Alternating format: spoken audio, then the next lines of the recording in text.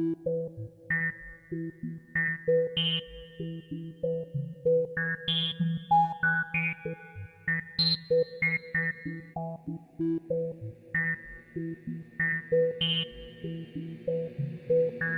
ever have that feeling where you're not sure if you're awake or still dreaming? All the time.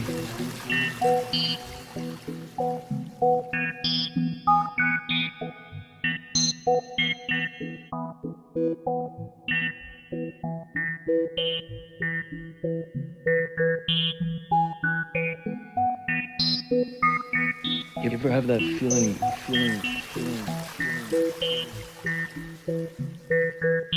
All the time.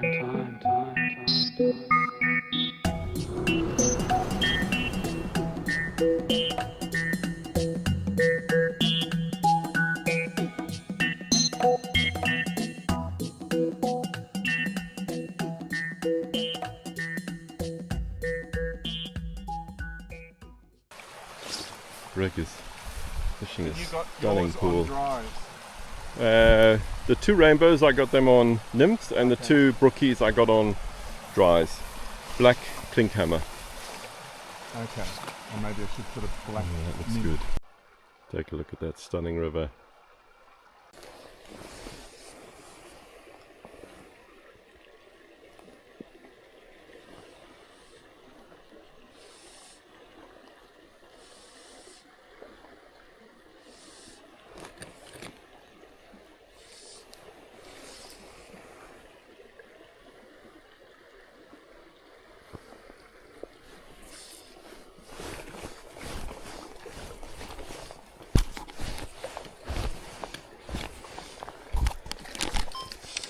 There we go. First fish of the day. He is a beauty. Oh, off. Perfect. There he is over there. Little rainbow. Caught that stunning little rainbow on my Scott G Series 8x8 for a 4. What a rod this is. This is an heirloom rod. Absolutely stunning. I love the different ferrule design. I love the fact that it's got alignment dots. It's just a perfect rod, especially for a stream of this size. And I'm fishing it with a Nautilus X reel in size extra small, a Rio Gold line, Trout Hunter 10-foot tippet tapering in 4X.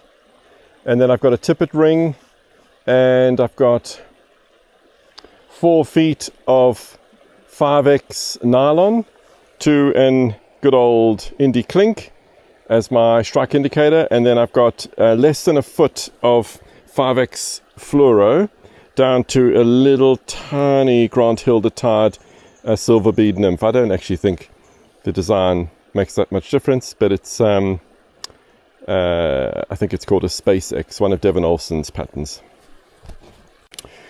But temperature check. Outside it is 14. In the water it is 8 degrees.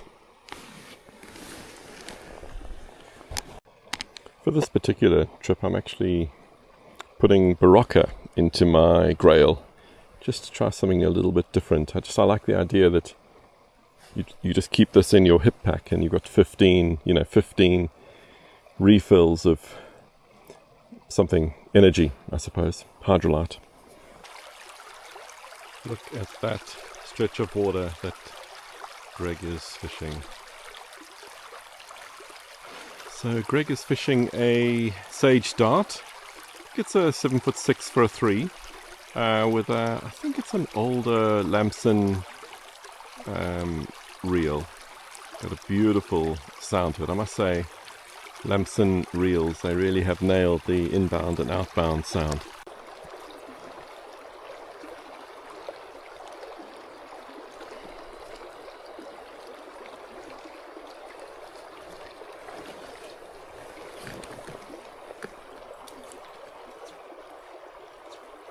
Did you see the swirl on that? Oh, It was about the nymph. I didn't.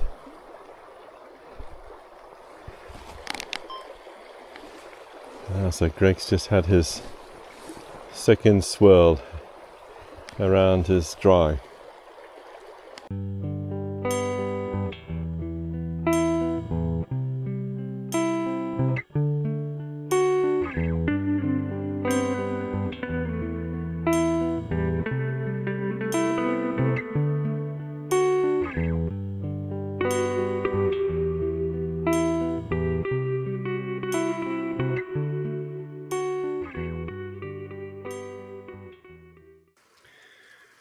Well, all I can say is that's a absolutely beautiful stream that at the moment appears barren. Really hard yakka for both of us. And the one that I managed was in one bit of deep flowing water. Saw a few rises. Greg had a few swirls at his dry fly, but a tough day on the water. Second fishing spot of the day.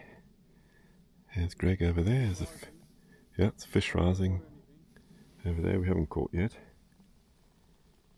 Dry Creek Dam. Look at that. So as with the other night that I fished Dry Creek Dam, plenty of fish rising. Actually fish jumping out the water. But, well, there's a code and I haven't cracked the code for this dam. And I must say now it is freezing. So we're going to head off to the pub for dinner. Over and out.